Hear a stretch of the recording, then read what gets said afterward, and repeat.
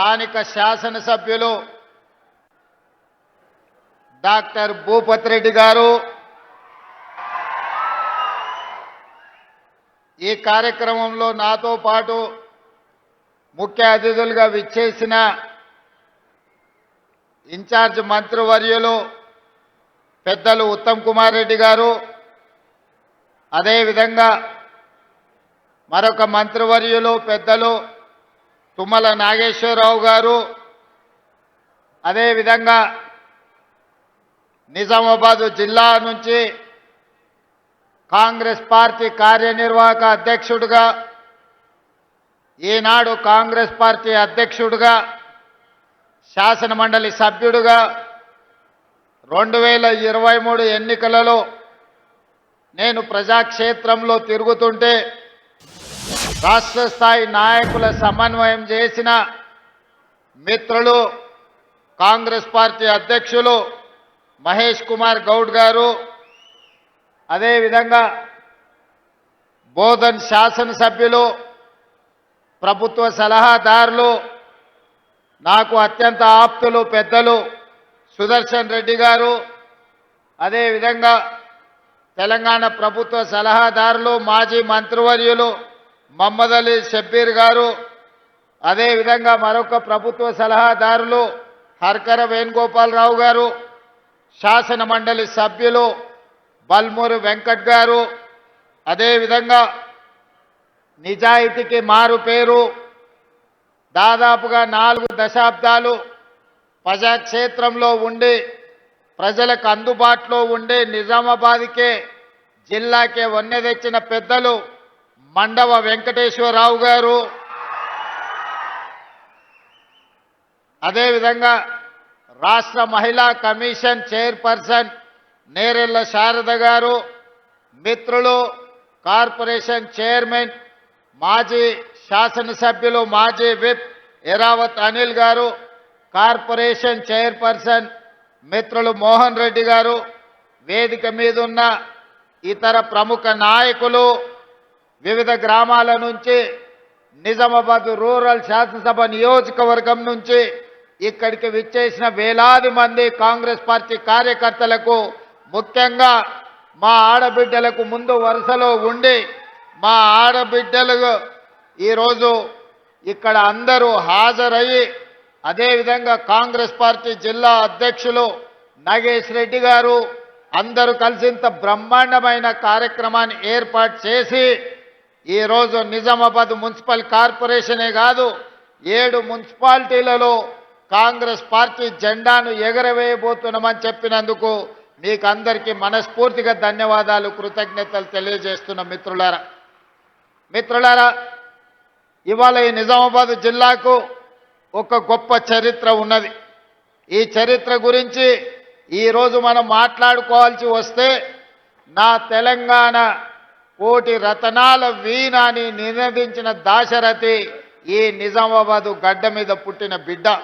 ఇక్కడి జైల్లో నుంచే ఆనాడు ఆ నినాదం అందించారు. ఈరోజు ఈ జిల్లా నాయకత్వాన్ని చూస్తే ధర్మపురి శ్రీనివాస్ గారు కావచ్చు, సంతోష్ రెడ్డి గారు కావచ్చు, అరుగుల రాజారాం గారు కావచ్చు, తొలి తెలంగాణ ఉద్యమంలో ఆడబిడ్డలకు బంగారం అంటే ఎంతో మక్కువ, కానీ 69 తెలంగాణ ఉద్యమంలో తన సొంత బంగారాన్ని ఉద్యమానికి దానం చేసిన సదా లక్ష్మి గారు ఈ జిల్లా నుంచే నాయకత్వం వహించారు. ఈ జిల్లా అభివృద్ధిలో భాగస్వాములైన పెద్దలు మండవ వెంకటేశ్వరరావు గారు ఈ ప్రాంత ప్రజలందరికీ సుపరిచితులు. నిజామాబాద్ జిల్లా నుంచి నీతి నిజాయితీ కలిగిన నాయకుల పేర్లు చెప్పండి అనంటే మండవ వెంకటేశ్వరరావు గారు, సుదర్శన్ రెడ్డి గారు లాంటి వాళ్ళు ఈ జిల్లా నుంచి నాయకత్వం వహించి ఎన్నో సంవత్సరాలు మంత్రులుగా పనిచేసిన మచ్చలేని నాయకులుగా పనిచేసిన నాయకత్వాన్ని ఈ జిల్లా ప్రజలు మనకు అందించడం జరిగింది. ఈ నేపథ్యంలో ఈనాడు జరగబోతున్న మున్సిపల్ ఎన్నికలకు సంబంధించి ఈరోజు విలక్షణమైన తీర్పు ఇవ్వాల్సిందిగా నిజామాబాద్ జిల్లా ప్రజల్ని నేను కోరుకుంటున్నా. మీకు అందరికీ తెలుసు 2014 తర్వాత 2 సార్లు శాసనసభ ఎన్నికల్లో టీఆర్ఎస్ పార్టీ కేసీఆర్ గారు ముఖ్యమంత్రిగా బాధ్యతలు చేపట్టారు. అదేవిధంగా జాతీయ స్థాయిలో జరిగిన పార్లమెంట్ ఎన్నికల్లో 3 సార్లు నరేంద్ర మోడీ గారు ప్రధానమంత్రిగా బాధ్యతలు చేపట్టారు. 12 సంవత్సరాలు నరేంద్ర మోడీ ప్రధానమంత్రిగా, 10 సంవత్సరాలు కల్వకుంట్ల చంద్రశేఖరరావు గారు ముఖ్యమంత్రిగా బాధ్యతలు చేపట్టి నిజామాబాద్ మున్సిపల్ కార్పొరేషన్లో కూడా 2 సార్లు టీఆర్ఎస్ పార్టీని ఇక్కడ గెలవడం జరిగింది. నిజంగానే సమస్యలను పరిష్కరించి ఉంటే నిజామాబాద్ జిల్లాలో, నిజామాబాద్ నియోజకవర్గంలో, నిజామాబాద్ మున్సిపల్ కార్పొరేషన్లో ఈరోజు చెత్త కుప్పగా మారి మురికి కూపంగా మారుండే పరిస్థితులు కావు. ఈ 12 ఏళ్లలో బీజేపీ, ఈ 10 సంవత్సరాలలో టీఆర్ఎస్ ఏ ఒక్క సమస్యను పరిష్కరించకపోగా ఇక్కడ ఉన్న సమస్యలు మరింత జటిలమైనవి. అందుకే ఈనాడు నిజామాబాద్ జిల్లా ప్రజలకు నేను గుర్తు చేయదలుచుకున్నా, నిజామాబాద్ జిల్లా అంటే వ్యవసాయానికి మారు పేరు. అంకాపూర్ చికెన్ దేశంలోనికే ఒక ప్రఖ్యాతి గాంచింది. ఇవాళ పసుపు, నిజామాబాద్ పసుపు బంగారంతో పోటీ పడుతుంది. ఆయల్లో 1 క్వింటాల్ నిజామాబాద్ పసుపు అమ్మితే తులం బంగారం కొనుక్కునే పరిస్థితి ఉండే, క్వింటాల్ పసుపు మార్కెట్లో అమ్మి తులం బంగారం కొనుక్కొని ఇంటికి వచ్చేదని పెద్దలు చెప్పేటోళ్ళు. ఇక్కడ చెరుకు కానీ, ఇక్కడి పసుపు కానీ, ఇక్కడ వరి ధాన్యం కానీ, ఇక్కడి వ్యవసాయం తెలంగాణకే కాదు దేశానికే ఆదర్శం.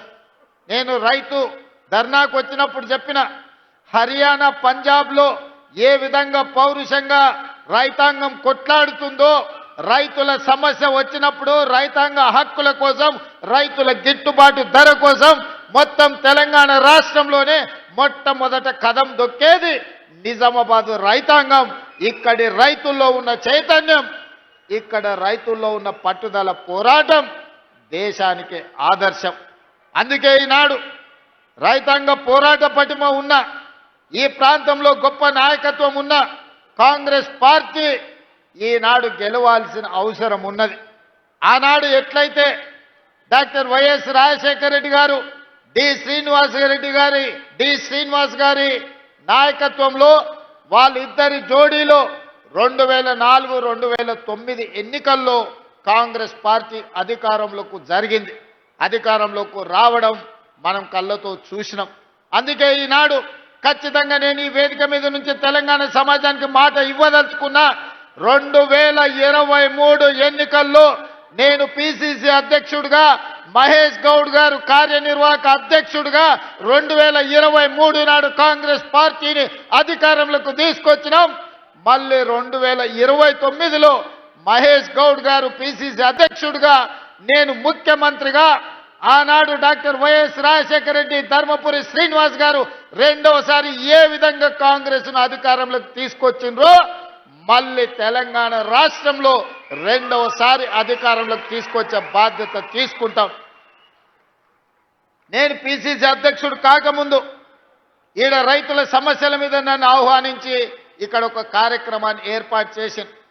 దారెంబట వేలాది మంది రోడ్ల మీదకి వచ్చి స్వాగతం పలుకుతే మధ్యాహ్నం 12కి రావాల్సిన నేను సాయంత్రం 5 గంటలకు సమావేశానికి వచ్చిన వేలాది మంది రైతులు ఆనాడు నిలబడి మీరందరూ ఆశీర్వదించారు కాబట్టి ఆ తర్వాత కాంగ్రెస్ పార్టీ అధ్యక్షుడిగా నాకు బాధ్యత ఇచ్చింది కాంగ్రెస్ పార్టీ.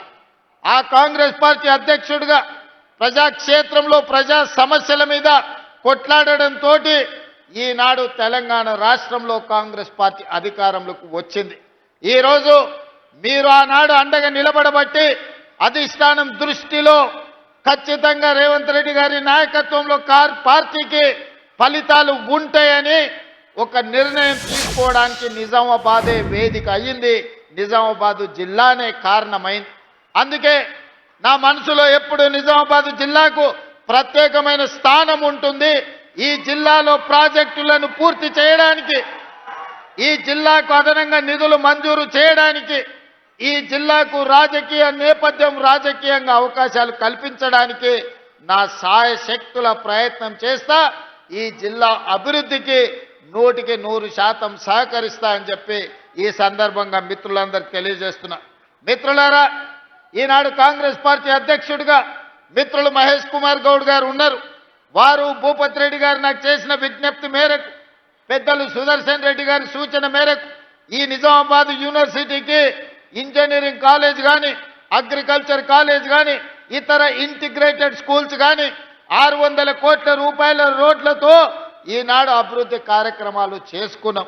ఈరోజు పిసిసి అధ్యక్షుడు, నేను అధ్యక్షుడు అయిన తర్వాత జిల్లాకు అదనంగా నిధులు ఇవ్వాలి, జిల్లాను అభివృద్ధి చేయాలి, మీ వంతు సహకారం ఉండాలి అని మిత్రుడు మహేష్ కుమార్ గౌడ్ గారి సూచనతోటి ఇవాళ ఈ అభివృద్ధి కార్యక్రమాలు అన్నిటిని కూడా ముందుకు తీసుకెళ్తున్నాం. ఇదే కాదు, నిజామాబాద్లో ఉన్న బాన్స్గడ కావచ్చు, కామారెడ్డి కావచ్చు, ఎల్లారెడ్డి కావచ్చు, బిచ్కుంద కావచ్చు, ఆర్మూర్ కావచ్చు, భీమ్గల్ కావచ్చు, బోధన్ మున్సిపాలిటీ కావచ్చు, నిజామాబాద్ మున్సిపల్ కార్పొరేషన్ 7 మున్సిపాలిటీలు ఒక కార్పొరేషన్లో 1045 కోట్ల రూపాయలతోని ఈనాడు అభివృద్ధి కార్యక్రమాలు మనం చేపట్టుకుంటున్నాం. తెలంగాణ రాష్ట్రంలో మున్సిపల్ శాఖ మంత్రిగా 17,445 కోట్ల రూపాయలు ఈ 2 సంవత్సరాలలో నిధులు మంజూరు చేసి అభివృద్ధి కార్యక్రమాలతో ముందుకు వెళ్ళాలనుకున్నాం. కానీ చాలా దగ్గరలో 99% రాష్ట్రంలో బీఆర్ఎస్ వాళ్ళే మున్సిపల్లో కౌన్సిలర్లు, కార్పొరేటర్లు, చైర్మన్లు, మేయర్లుగా ఉండడంతో మనం నిధులు ఇచ్చినా అభివృద్ధి కార్యక్రమాలు ముందుకు సాగలేదు. ఈరోజు మనం నిధులు మంజూరు చేసినా ఈ ప్రభుత్వానికి ఎక్కడ పేరు వస్తుందో, ముఖ్యమంత్రే కాదు మున్సిపల్ మంత్రి కూడా రేవంత్ రెడ్డి ఉన్నాడు, ఈ అభివృద్ధి జరిగితే కాంగ్రెస్ పార్టీకి మంచి పేరు వస్తుందని చెప్పి బీఆర్ఎస్ నాయకులు అభివృద్ధిని అడ్డుకున్నారు. ఇవాళ మీకు అందరికి ఒక మంచి అవకాశం వచ్చింది. 10 ఏళ్ళు బీఆర్ఎస్కి ఇచ్చిండ్రు, 12 ఏళ్ళు బీజేపీకి ఇచ్చిండ్రు. ఈ ప్రాంతంలో 2 సార్లు ధర్మపురి అరవింద్ను పార్లమెంటు గెలిపించారు. ఇవాళ మళ్ళీ మోడీ మంత్రం చదువుతున్నాడు ధర్మపురి అరవింద్ గారు. నేను అడుగుతున్నా, అయ్యా గల్లీలో కౌన్సిలర్ కావాలంటే, గల్లీలో మోరీ తీయాలంటే మేము ఢిల్లీకి వెళ్ళి మోడీని అడగాలనా? ధర్మపురి అరవింద్ గారు మీరే పార్లమెంట్ సభ్యులు కదా, ఈ 7 ఏళ్లలో నువ్వు ఏమి తీసుకొచ్చినావో లెక్క చెప్పు. మిమ్మల్ని 2 సార్లు ఎంపీగా గెలిపిస్తే మోడీ గారి దగ్గర నీకు చాలా పరపతి ఉందంటావు కదా, మరి మోడీ గారి దగ్గర పరపతి ఉంటే ఎందుకు మీరు స్మార్ట్ సిటీ కింద నిజామాబాద్ను తీసుకురాలేకపోయినరు? 95 సంవత్సరాల మున్సిపాలిటీకి ఒక స్మార్ట్ సిటీగా మీరు మోడీ దగ్గర సాధించలేకపోయినరు, మీ పరపతి ఉపయోగపడలేదంటే మళ్ళీ కార్పొరేటర్లుగా బీజేపీ వాళ్ళని ఎందుకు గెలిపించాలి అని చెప్పి ఈరోజు ధర్మపురి అరవింద్ గారిని నేను అడుగుతున్నా. ఇవాళ మీరే ప్రభుత్వం, మీరే ప్రధానమంత్రి, మీరే పార్లమెంట్ సభ్యులు, మీ సోదరుడు బండి సంజయ్ కేంద్ర మంత్రి, మీ నాయకుడు కిషన్ రెడ్డి గారు కేంద్ర మంత్రి. ఎందుకు తెలంగాణకు నిధులు తీసుకురాలే? ఎందుకు నిజామాబాద్లో ఉండే ఎయిర్పోర్టు ఈ రోజు వరకు మంజూరు జరగలేదు? ఇవాళ హైదరాబాద్లో మెట్రో విస్తరణకు ₹1 తీసుకురాలేదు. మూసి ప్రక్షాళనకు మీ 10 పైసలు తీసుకురాలే. రీజనల్ రింగ్ రోడ్డు గురించి చర్చనే లేదు. ఇవాళ నిజామాబాద్ ఔటర్ రింగ్ రోడ్డు గురించి కేంద్రం నిధులు తెస్తా అంటే మేము ఎవరమైనా వద్దన్నమా? ఏమి తీసుకొచ్చిండ్రని, ఏమి ఇచ్చిండ్రని, ఏమి తెచ్చిండ్రని ఇవాళ మీరు ఓట్లు అడుగుతున్నారు, ఇవాళ ప్రజల దగ్గరకు వస్తున్నారని నేను అడగదలుచుకున్న ధర్మపురి అరవింద్ గారిని. ఇవాళ మీ వల్ల ఏమి ప్రయోజనం లేదు. 3 సార్లు మోడీ ప్రధానమంత్రి అయినా నిజామాబాద్ స్మార్ట్ సిటీ కాలేదు అని అంటే మీకు ఇచ్చే ఉద్దేశమే లేదు. నిజామాబాద్ ప్రజల ఓట్లు కావాలి కానీ నిజామాబాద్ అభివృద్ధికి నిధులు తెచ్చే ఉద్దేశమే మీకు లేదు. పాపం ధర్మపురి అరవింద్ గారు ఇప్పుడు కాదు అప్పుడు కేసీఆర్, కేటీఆర్, హరీష్ను జైల్లో పెట్టాలి, చిప్పకూడు దింపించాలని మాట్లాడుతుంటాడు. మరి కాళేశ్వరం 1,00,000 కోట్లు దిగమింగిండ్రు. మోడీ గారు వచ్చినప్పుడు, అమిత్ షా గారు వచ్చినప్పుడు కాళేశ్వరం కేసీఆర్ గారు ఏటీఎంగా మార్చుకున్నాడు. మాకు అవకాశం ఇవ్వండి, 48 గంటల్లో సిబిఐకి ఇస్తే జైల్లో పెడతామని కిషన్ రెడ్డి గారు అన్నారు. మరి మీరు అడిగిండ్రు, శాసనసభలో చర్చ పెట్టి 6 నెలల కింద సిబిఐకి ఇచ్చినాం. మరి 48 గంటల్లోనే జైల్లో పెడతాన్న కిషన్ రెడ్డి యాడబోయి ఏ బొక్కలు దాచుకున్నాడని నేను అడుగుతున్నా. ఎందుకు కాళేశ్వరంలో 1,00,000 కోట్లు మింగిన కేసీఆర్, హరీష్ను బీజేపీ వాళ్ళు మరి బొక్కలేయకుండా చెర్లపల్లి జైల్లో పెట్టి చిప్పకూడు పెట్టకుంటే ఎవరు కాపాడుతున్నారు? ఇవాళ కేటీఆర్ను జైల్లో పెట్టాలని అరవింద్ గారు అంటున్నారు. అందుకే ఫార్ములా ఈ రేస్ కేసు కట్టి అరెస్టులు చేయమని కేంద్ర ప్రభుత్వానికి పంపిస్తే ఆ ఫైలు మోడీ గారి ఆఫీసులో మూలకు పడ్డది. మరి ధర్మపురి అరవింద్ గారికి బాధ్యత లేదా? ఎందుకు అరవింద్ గారు మాట్లాడతలేరు? ఈ వేదిక మీద నుంచి ధర్మపురి అరవింద్ గారిని నేను ప్రశ్నిస్తున్నా. మీ కిషన్ రెడ్డి గారు ఏ రకంగా కేసీఆర్ని కాపాడుతున్నాడో మీకు కనిపిస్తలేదా? మీరు వెళ్ళి నరేంద్ర మోడీ గారితో మాట్లాడి 1,00,000 కోట్లు పెట్టి కట్టిన కాళేశ్వరం 3 ఏళ్లలోనే కూలేశ్వరం అయిపోయింది. ఇవాళ కూలిపోయింది. 1,00,000 కోట్లు గోదావరి పాలైనాయి. మీరు ఎందుకు ఆ కేసును ముందుకు కొనసాగిస్తలేరు? అదే ఈ ప్రాంతంలో ఎస్ఆర్ఎస్పీని శ్రీరామ్ సాగర్ని కాంగ్రెస్ పార్టీ పండిత్ జవహర్లాల్ నెహ్రూ కట్టారు. ఇవాళ నిజామాబాద్ జిల్లాలో చెరుకు బండినా, వరి బండినా, పసుపు బండినా, సోయాబీన్ బండినా నిజామాబాద్లో పంటలు పండుతున్నాయి. రైతులు ఈరోజు ఆత్మ గౌరవంతో తలెత్తుకొని తిరుగుతున్నారంటే కాంగ్రెస్ పార్టీ కట్టిన ప్రాజెక్టులే కదా. మేం కట్టిన ప్రాజెక్టులు ఎట్లున్నాయి? బీఆర్ఎస్ వాళ్ళు కట్టిన కూలేశ్వరం ఎట్లుందో ఒక్కసారి చూడండి. గోదావరి జలాలను అడ్డం పెట్టుకొని తెలంగాణను కేసీఆర్, హరీష్, కేటీఆర్ను ఎన్నడు అరెస్టు చేస్తారో మీరు చెప్పాల్సిందిగా నేను ఈరోజు అడుగుతున్నాను. అందుకే ధర్మపురి అరవింద్ గారికి పరపతి లేదు. మోడీ దగ్గర ఈనాడు ఆయన మాట చెల్లుబాటు కాదు. కాబట్టి పార్లమెంట్లో ఆయన ఉన్నాడు. నిధులు దేవాలంటే కేంద్రం నుంచి ఎంపీలు చాలు, కౌన్సిలర్లు వెళ్ళేది, కార్పొరేటర్లు వెళ్ళేది ఢిల్లీకి కాదు, ఇక్కడ ఉండే మున్సిపల్ మంత్రి దగ్గరికి వెళ్ళాలి, లేకపోతే స్థానికంగా ఉండే ఎమ్మెల్యే దగ్గరికి వెళ్ళాలి. స్థానిక ఎమ్మెల్యే భూపతి రెడ్డి ఉన్నాడు, మున్సిపల్ శాఖ మంత్రిగా నేనున్నా. ఇవాళ కౌన్సిలర్లు, కార్పొరేటర్లను మీరు గెలిపించండి. నిధులు ఇచ్చే బాధ్యత నాది, నిజామాబాద్ను అభివృద్ధి చేసే బాధ్యత నాది, నిజామాబాద్కు ఔటర్ రింగ్ రోడ్ ఇచ్చే బాధ్యత నాది. మంచి ప్రాజెక్టును పూర్తి చేసి భూపతి రెడ్డి అడిగిన ఇరిగేషన్ ప్రాజెక్టులను పూర్తి చేసి నిధులు ఇచ్చి నిజామాబాద్ను అభివృద్ధి చేసే బాధ్యత మరి అందుకే ఇవాళ ఇక్కడికి వచ్చిన మా యువకులను అడుగుతున్నా, మీరు గాడిదకు గడ్డేసి మీరు ఆవుకు పాలు పిండుతామంటే సాధ్యమా? మీరు ఆ బీఆర్ఎస్, బీజేపీలకు ఓట్లేసి కాంగ్రెస్ పార్టీలను అభివృద్ధి చేయమంటే నేను నిధులు ఇవ్వాలన్నా మేయర్ మనోడు ఉండాలి కదా, కార్పొరేటర్ మనోడు ఉండాలి కదా, కౌన్సిలర్లు మనోళ్ళు ఉండాలి కదా. అడగంది అమ్మాయినా అన్నం పెట్టదు అంటారు. రేపు ఎమ్మెల్యేతోనో మంత్రులతోనో సహకారం తీసుకొని పనులు చెయ్యాలి అని అంటే స్థానికంగా మనోడై ఉండాలి. వెనకటికే పెద్దలు చెప్పారు, మట్టికి పోయినా ఇంటోడు పోవాలని. మరి మన బస్తీ, మన కాలనీల అభివృద్ధి జరగాలి అంటే మనోడు కార్పొరేటర్ గెలిచి ఉండాలి.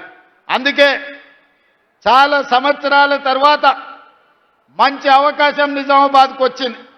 ఈ బంగారం లాంటి అవకాశాన్ని జారవిడ్చుకోకండి.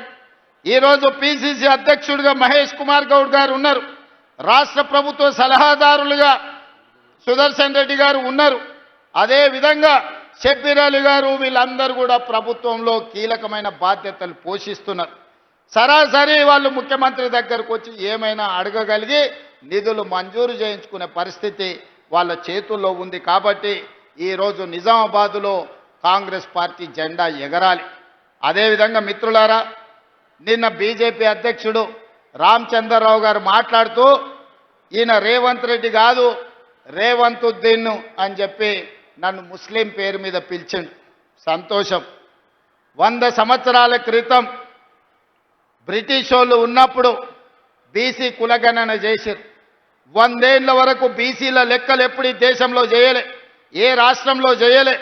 మహేష్ గౌడ్ గారు, నేను అందరం అయిన తర్వాత బీసీ కులగణన చేయాల్సిందని 100 సంవత్సరాల సమస్యకు తెలంగాణ రాష్ట్రమే మొట్టమొదటిసారి మీకు socio economic education, employment and political cost సర్వేను మేము పూర్తి చేసినాడు. ఆనాడు మేము అధికారికంగా లెక్కలు ప్రకటించినప్పుడు మా మిత్రుడు మహేష్ గౌడ్ గారు ఒక మాట అన్నాడు, అయ్యా ఆయన పేరుకే రేవంత్ రెడ్డి కానీ ఇవాళ వారిని రేవంత్ గౌడు అని నేను అంటున్నా. ఈరోజు ఎంతో గొప్ప పని చేసిండు మా బలైన వర్గాల లెక్కలు తీశాని మా మహేష్ గౌడ్ గారు ఆనాడు నన్ను రేవంత్ గౌడ్ అన్నాడు. నేను సంతోషంగా స్వీకరించిన. ఆ తర్వాత మాదిగా ఉపకులాల వర్గీకరణ సమస్య ఉన్నది. 40 ఏళ్ళు రావణ కాష్టంలాగా మండుతున్నది. ఆనాడు ఈ వర్గీకరణకు సంబంధించి సుప్రీంకోర్టు జడ్జిమెంట్ ఇస్తే 100 రోజుల్లోనే ఆ సమస్యకు శాశ్వత పరిష్కారం చూపించి 40 సంవత్సరాల సమస్యను శాశ్వతంగా పరిష్కరించి వర్గీకరణ చేసి మాదిగ ఉపకులాలకు న్యాయం చేసినప్పుడు మా సహచర మంత్రివర్గ సభ్యులు దామోదర్ రాజనరసింహ గారు ఈ రోజు నుంచి ఈయన రేవంత్ రెడ్డి కాదు, రేవంత్ మాదిగా మా మాదిగోళ్ళ బిడ్డగా మేము భావిస్తున్నామని దామోదర్ రాజనరసింహ గారు అన్నారు. నాకు చాలా సంతోషమైంది వాళ్ళ జాతిలో నన్ను ఒక్కడిగా పరిగణించినందుకు. అదేవిధంగా వాకిటి శ్రీహరి 30 ఏళ్ళ కాంగ్రెస్ కార్యకర్త, ఏ రోజు ఏ అవకాశం రాలే. ఉత్తమ్ కుమార్ రెడ్డి గారు పట్టుబట్టి ఎమ్మెల్యే టికెట్ ఇప్పిస్తే మొదటిసారి ఎమ్మెల్యేకు మంత్రివర్గంలో శ్రీహరిని మంత్రి చేసినప్పుడు మా ముదిరాజు బిడ్డలందరూ కలిసి రేవంత్ రెడ్డి కాదు రేవంత్ ముదిరాజు అని మా ముదిరాజులు నన్ను అన్నప్పుడు ఆ సామాజిక వర్గం కూడా నన్ను హక్కున చేర్చుకున్నందుకు నేను సంతోషపడ్డా. యువకుడు 35 సంవత్సరాల వయసులోనే పెద్దల సభకు అనిల్ యాదవ్ను పంపించినప్పుడు హైదరాబాదులో సదర్ నిర్వహించినప్పుడు యాదవ్ సోదరులందరూ రేవంత్ రెడ్డిని రేవంత్ యాదవ్ అని ఆ రోజు వేదిక మీద పిలిచినప్పుడు నేను గర్వపడ్డా. మా యాదవ్ సోదరులు కూడా నన్ను హక్కున చేర్చుకున్నారని. ఇవాళ సిక్కు సోదరులు స్వర్ణ దేవాలయం లాంటి దేవాలయాన్ని మూసి నది పరివాహక ప్రాంతంలో నిర్మాణం చేస్తాం, సిక్కుల ఆత్మ గౌరవాన్ని నిలబెడతామని చెబితే సిక్కు సోదరులు సర్దార్ రేవంత్ సింగ్ అని అన్నప్పుడు సిక్కు సోదరులు కూడా నన్ను అభిమానించినందుకు సంతోషం అని చెప్పిన. वैसे ही मैं कल मुसलमान के मीटिंग में गया, जगह जगह पे मुसलमानों के और 4% जो रिजर्वेशन हमने दिया 4% रिजर्वेशन बचाने के लिए हम लोग मेहनत कर रहे हैं. मुसलमानों को जो जो जब जब जरूरत है सब कुछ कांग्रेस पार्टी ने दिया. इस देश को राष्ट्रपति मुसलमान को कांग्रेस पार्टी ने बनाया. 7 मुख्यमंत्रियों को इस देश में कांग्रेस पार्टी मुसलमानों को बनाया. मेरा कैबिनेट में शब्बीर भाई को मंत्री बनाने के लिए निजामाबाद अर्बन चुनाव में हम चुनाव लड़वाए. मैं कामारेड्डी, मेरे लिए शब्बीर भाई ने कुर्सी छोड़ा था कामारेड्डी असेंबली में, मगर हम केसीआर को हराए, हम नहीं जीत सका. आप लोग शब्बीर भाई को नहीं जिताया. फिर भी मुसलमानों को मंत्री बनाने के लिए मोहम्मद अजहरुद्दीन को बिना एमएलए बिना एमएलसी हम मंत्री बनाए. कल परसों हम उनको भी एमएलसी बनाने वाले हैं. इसीलिए इतने सारे 8 मुसलमान माइनॉरिटियों को हम लोग कारपोरेशन चेयरमैन बनाए. मतलब ये सरकार में बराबर मुस्लिम माइनॉरिटी को हिस्सा दे दिए. उनका हक है, उन लोगों का हक उनको पहुंचा दिए. इसीलिए आज कोई मुसलमान के भाई रेवंत को रेवंतुद्दीन कहे तो भी मेरे कोई परवाह नहीं है. मैं इसको अच्छी तरीका से मैं स्वीकार करता हूं.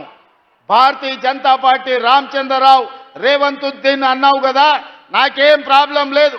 రేవంత్ గౌడ్ అయినా, రేవంత్ మాదిగైనా, రేవంత్ ముదిరాజ్ అయినా, రేవంత్ యాదవ్ అయినా, సర్దార్ రేవంత్ సింగ్ అయినా, లేకపోతే రేవంతుద్దీన్ అయినా నాకేమీ అభ్యంతరం లేదు. అన్ని కులాలను అన్ని మతాలను సమన్వయం చేసుకొని రాష్ట్రాన్ని పరిపాలించి రాష్ట్ర ప్రజలకు సంక్షేమాన్ని అమలు చేసి రాష్ట్రాన్ని అభివృద్ధి పదం వైపు నడిపించి దేశంలోనే నెంబర్ 1 రాష్ట్రంగా తెలంగాణను నిలబెట్టే అవకాశం 4 కోట్ల ప్రజలు ఇచ్చిండ్రు. నేను గర్వంగా ఫీల్ అవుతా రామచంద్రరావు గారు. కానీ నేను నిన్ను ఒక్క మాట అడగదలుచుకున్నా. నీ పక్కల కూర్చున్న కిషన్ రెడ్డి ఎవరయ్యా? ఎందుకు కేసీఆర్ని కాపాడుతున్నాడే? కాళేశ్వరం అవినీతిలో 48 గంటల్లో అరెస్టు చేస్తామన్న కిషన్ రెడ్డి కేసీఆర్ని ఎందుకు కాపాడుతున్నాడే? ఇవాళ కిషన్ రెడ్డి కాదు, కిషన్ రెడ్డి కల్వకుంట్ల కిషన్ రావుగా మారిండు. ఆ సంగతి నీకు తెలుసా రామచంద్రరావు గారు?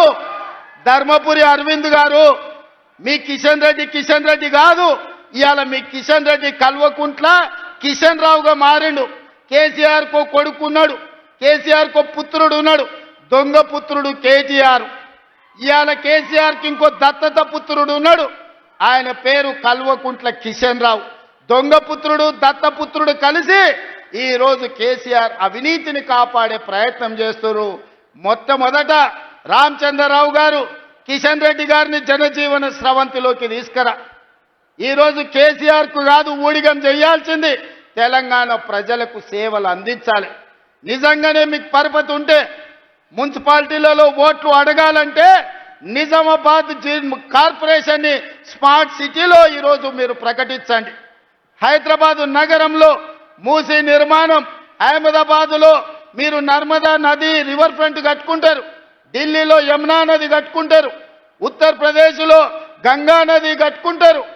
మా హైదరాబాద్కు మాత్రం మూసీ నది ప్రక్షాళన జరగొద్దా? మోడీ నిధులు ఇయ్యడా? మోడీకి ఓట్లు ఇయ్యలేదా? బీజేపీకి 8 సీట్లు ఇవ్వలేదా? తెలంగాణ నుంచి 8 మంది ఎంపీలను ఇస్తే 2 మంత్రులను చేసినామంటుండ్రు, కానీ ఒక్క రూపాయి కూడా తెలంగాణకి ఇవ్వలేదు. ఇది దుర్మార్గం కాదా అని నేను బీజేపీ నాయకులను నేను అడుగుతున్నా. అందుకే మీకు ఓటు అడిగే హక్కు లేదు. తెలంగాణ ప్రజలు బీజేపీని బొందబెట్టాలి. బీజేపీ బీఆర్ఎస్ వేరు వేరు కాదు, వీళ్ళిద్దరిది ఫెవికల్ బంధం.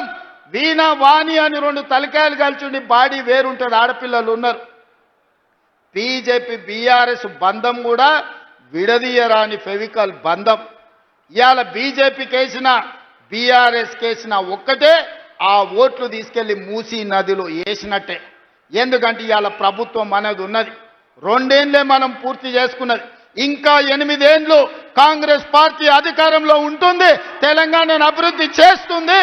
ఈ అభివృద్ధిలో నిజామాబాద్కు ప్రత్యేకమైన స్థానం ఉంటుంది. నిజామాబాద్ నుంచే ఈ తెలంగాణ అభివృద్ధికి పునాదులు వేస్తాం. నిజామాబాద్కి ఎయిర్పోర్టును తీసుకొచ్చే బాధ్యత మా ప్రభుత్వం తీసుకుంటుంది. ఇవాళ ఆదిలాబాద్లో ఎయిర్పోర్ట్ తెచ్చినాం, వరంగల్లో ఎయిర్పోర్ట్ తెచ్చినాం, వరంగల్కి అండర్ గ్రౌండ్ డ్రైనేజ్ ఇచ్చినాం. ఇవాళ కరీంనగర్కి ఔటర్ రింగ్ రోడ్ ఇస్తున్నాం, వరంగల్కి ఔటర్ రింగ్ రోడ్ ఇవ్వబోతున్నాం. ఇవన్నీ పథకాలు జరిగినాయంటే కాంగ్రెస్ పార్టీ అధికారంలో ఉంది కాబట్టే ఇవాళ పేదలకు న్యాయం జరిగింది. అదేవిధంగా టీఆర్ఎస్ వాళ్ళు అంటూరు ఏం చేసిరని నేను చెప్పదలుచుకున్న, రాసుకోండి. కేసీఆర్ ఫామ్ హౌస్లో ఖాళీగానే ఉంటే పెన్ను పేపర్ తీసుకొని రాసుకో. నువ్వు 10 ఏళ్లల్లా ఒక్క రేషన్ కార్డు కూడా ఇయ్యలే.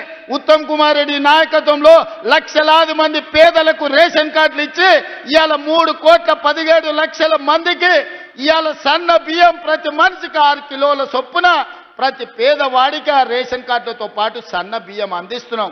మా అక్కలు ఇక్కడనే ఉన్నారు సాక్షిగా, సన్న బియ్యం మేము ఇస్తున్నాం. ఆయల్ల దొడ్డు బియ్యం ఇస్తే బర్లకు పెట్టేటోళ్ళు, లేకపోతే రేషన్ షాప్ ఉంటే అక్కడి నుంచి అక్కడనే అమ్మేది. ఇవాళ మా అక్కలు సన్న బియ్యం వాళ్ళు తినడమే కాదు, సంటి పిల్లలకి ఇవాళ వండి బుక్కెడు బువ్వ ఆడబిడ్డలు పెట్టుకుంటున్నారంటే మేమిచ్చిన సన్న బియ్యం కాదా? అదేవిధంగా ఆయల్ల భూమి ఉన్నోనికి, వ్యవసాయం ఉన్నోనికే ఉచిత కరెంటు ఉండే, పట్టణాలలో పేదోళ్లకు ఉచిత కరెంటు లేదు. అందుకే పాదయాత్ర సందర్భంగా పేదలు నా దృష్టికి తెస్తే ఇవాళ పేదవాళ్ళ ఇళ్లకు 200 యూనిట్లు ఉచిత కరెంటు, 50 లక్షల కుటుంబాలు ఇవాళ ఉచిత కరెంటును ఇవాళ లబ్ధి పొందుతున్నారు. 50 లక్షల పైగా 500 రూపాయలకే సిలిండర్ ఇవాళ పేదవాళ్ళ ఇండ్లకు మనం చేరవేసినాం. అంతెందుకు మా అక్కలు ఇవాళ 2 ఏళ్లల్లా ఆయల్ల అమ్మగారింటికి పోవాలన్నా, లేకపోతే అమ్మవారిని దర్శించుకోవాలన్నా, ఇంటి ఆయననో కన్న కొడుకునో ఇంటి ఆయననో పైసలు అడిగితే ఇస్తే ఇచ్చినట్టు దసరా పండుగ కడితే ఉగాది పండుగ పోదుపో అనేటోళ్ళు. అవునా అక్క? నిజమేనా? ఇక వాళ్ళు ఏదన్నా అంటే మనసు బాధపడేది, ఎవరికి చెప్పుకోకుండా కిచెన్ రూమ్లో పోయి ఏడ్చి కళ్ళు దుడుచుకొని మళ్ళీ వండి పెట్టేది. అవునా? ఇవాళ ఇంటి ఆయన బావి కాడిపోతే మా అక్క అమ్మగారింటికి పోయి అమ్మని చూసి వెనక్కి వస్తుంది. పండుగ పూట ఉందంటే పిల్లల్ని తీసుకొని బరాబరు లక్ష్మీ నరసింహస్వామి పోవాలన్నా, భద్రాచలంలో రాముల వారిని దర్శించుకోవాలన్నా బస్సులో పోతుర్రా? ఎప్పుడన్నా ఈ 2 ఏళ్లలో ఒక్క రూపాయి ఎవరైనా బస్ కిరాయి అడిగినరా అక్క?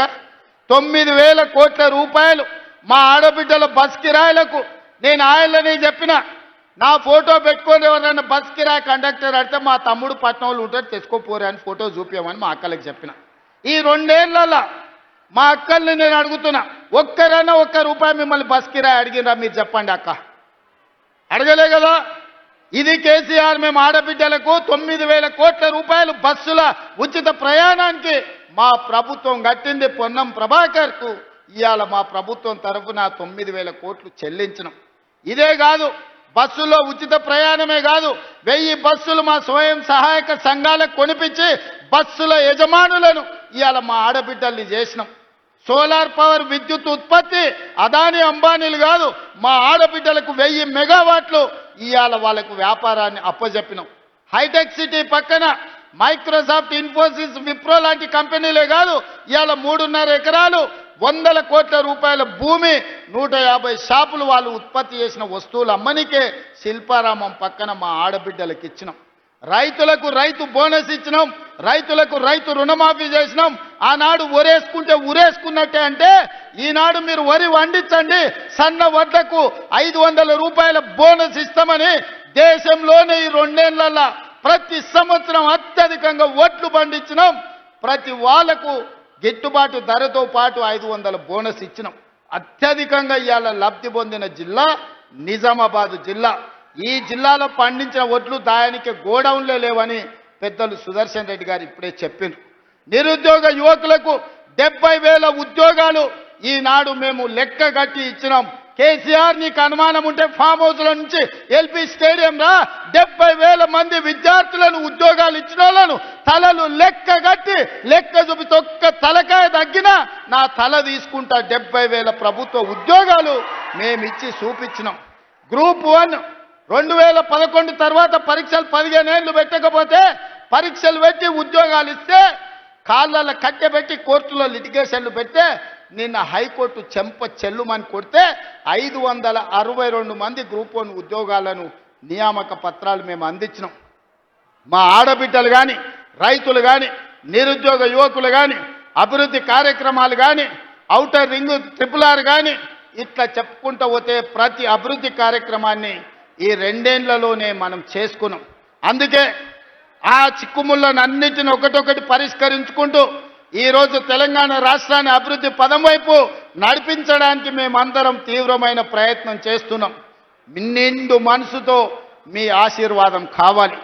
ఈరోజు మీరు అండగా నిలబడితే తెలంగాణను అద్భుతమైన రాష్ట్రంగా, ఈ దేశంలోనే నెంబర్ 1 రాష్ట్రంగా తీర్చిదిద్ది Telangana is rising, come join in Telangana rising అని ఈరోజు తెలంగాణను ముందుకు తీసుకెళ్తాం. మీరు అండగా నిలబడాలి. నిజామాబాద్ జిల్లా నిండు మనసుతో ఆశీర్వదించాలి. వాళ్ళు వీళ్ళు ప్రలోభాలు పెట్టినా, వాళ్ళు వీళ్ళు ఏది చెప్పినా వినకండి. మీ సమస్యల్ని పరిష్కరిస్తా. మున్సిపల్ కార్పొరేషన్లో కాంగ్రెస్ జెండా ఎగరేసినాక మున్సిపల్ మంత్రిగా మళ్ళీ నిజామాబాద్కు వస్తాను, మిమ్మల్ని అందరినీ కలుస్తాను, మీతో కూర్చొని సమస్యల్ని పరిష్కరిస్తాను. మీరందరూ అండగా నిలబడాల్సిందిగా, నిజామాబాద్ కార్పొరేషన్ గెలిపించాల్సిందిగా కోరుకుంటున్నా. మీరందరూ సిద్ధమేనా? సిద్ధమేనా? సిద్ధమేనా? అక్కడున్న మా యువకులు ఏమంటలేరు? సిద్ధమేనా? సిద్ధమేనా? సిద్ధమేనా? సిద్ధం అన్నోళ్ళందరూ మా అక్కలు చేయలేతిరా. మీకేమైందా? ఎత్తురి చేయి పైకి మా ఆడబిడ్డలు చూడు ఎంత మంచిగా